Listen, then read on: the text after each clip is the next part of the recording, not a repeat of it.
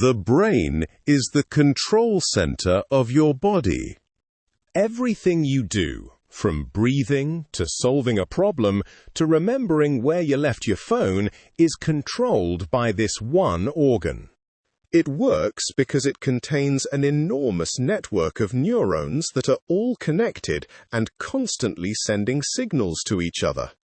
The brain and the spinal cord together form the central nervous system. This system receives information, processes it, and sends out responses.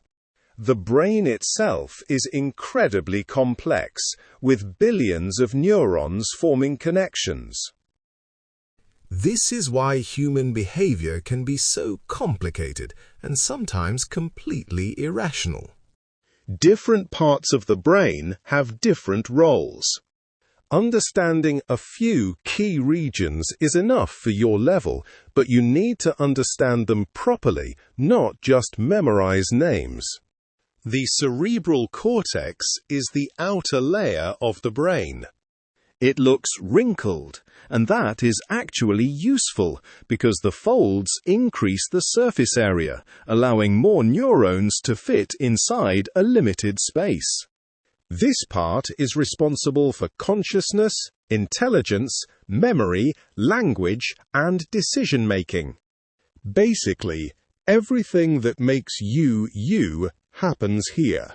The cerebellum is located at the back of the brain. Its main job is to control coordination and balance. It ensures that your movements are smooth and accurate.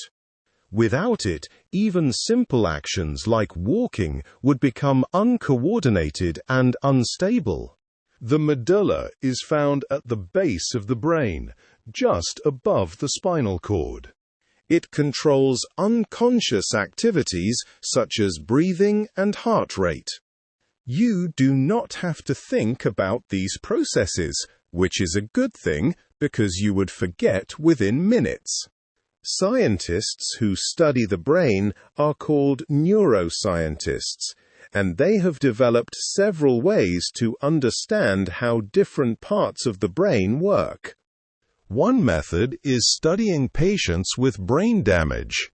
If a specific area of the brain is damaged and a certain ability is lost, it suggests that area is responsible for that function. For example, if damage to the back of the brain causes blindness, then that area must be involved in vision. Another method is electrical stimulation. A very small electrical current is applied to a specific part of the brain. If this causes a movement or sensation, it shows that the area has that function. For example, stimulating certain areas can cause muscles to contract. MRI scans are another important tool. These scans create detailed images of the brain and can show which areas are active during different tasks, such as speaking or listening to music. This allows scientists to link brain activity to behavior. Even though we know a lot, the brain is still extremely difficult to study and treat. It is delicate, complex, and not fully understood. Treatments like brain surgery or electrical stimulation can help conditions such as Parkinson's disease or severe epilepsy, but they also carry risks. Damage to one area can affect speech, movement, or memory, sometimes permanently. Now let's move to the eye, which is one of the main sense organs. Its job is to detect light and send information to the brain so you can see. The eye is built from several important structures that work together. The sclera is the tough outer layer that protects and supports the eye. It keeps the shape of the eyeball. The cornea is the transparent front surface. It allows light to enter the eye and bends the light as it passes through. This bending of light is called refraction. The pupil is simply a hole in the center of the eye that allows light to enter. It does not actively do anything by itself. The iris surrounds the pupil and contains muscles. It controls the size of the pupil and therefore controls how much light enters the eye. The retina is at the back of the eye and contains light receptor cells. These cells detect light intensity and color and convert light into electrical signals. The optic nerve carries these electrical signals from the retina to the brain, where they are interpreted as images. The lens sits behind the pupil and focuses light onto the retina. For clear vision, the light must be focused precisely on the retina. The ciliary muscles and suspensory ligaments control the shape of the lens, which allows the eye to focus on objects at different distances. Now, one of the most important protective reflexes of the eye is the iris reflex. In very bright light, the retina detects high light intensity and sends signals to the brain. The brain then sends signals to the iris muscles. The circular muscles contract and the radial muscles relax. This makes the pupil smaller, reducing the amount of light entering the eye and protecting the retina from damage. In dim light, the opposite happens. The radial muscles contract and the circular muscles relax, making the pupil larger. This allows more light to enter, improving vision in low light conditions.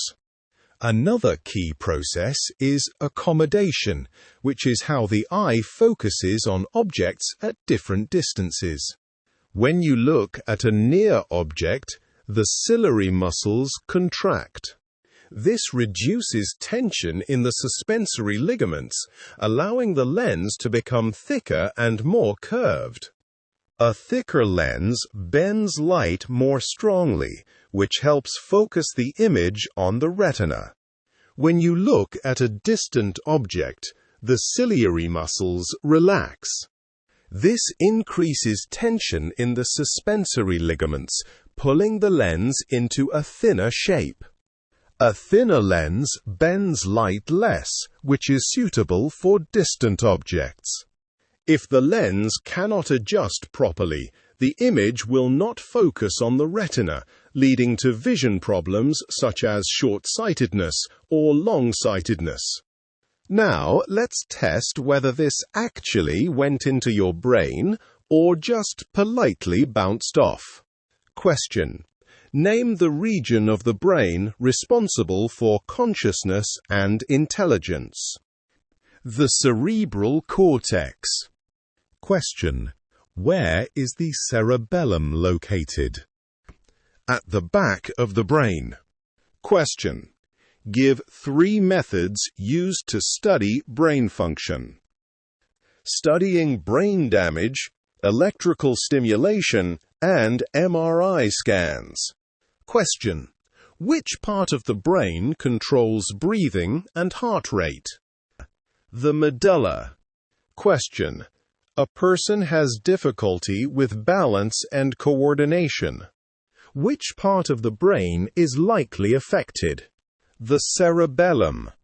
Question: name the tough outer layer of the eye. The sclera. Which part of the eye refracts light into the eye? The cornea. Question: what is the function of the retina?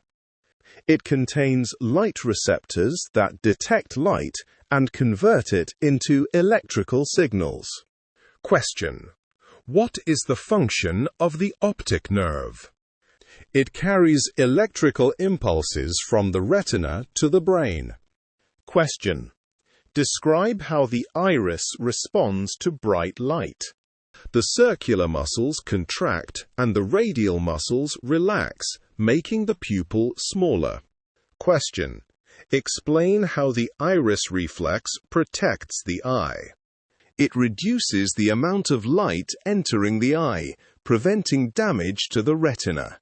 Question: which structure changes shape to focus light on the retina? The lens. Question: what happens to the lens when focusing on a near object? It becomes thicker and more curved. Question: what happens to the lens when focusing on a distant object?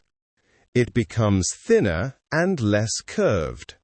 Question: which part of the eye carries signals to the brain?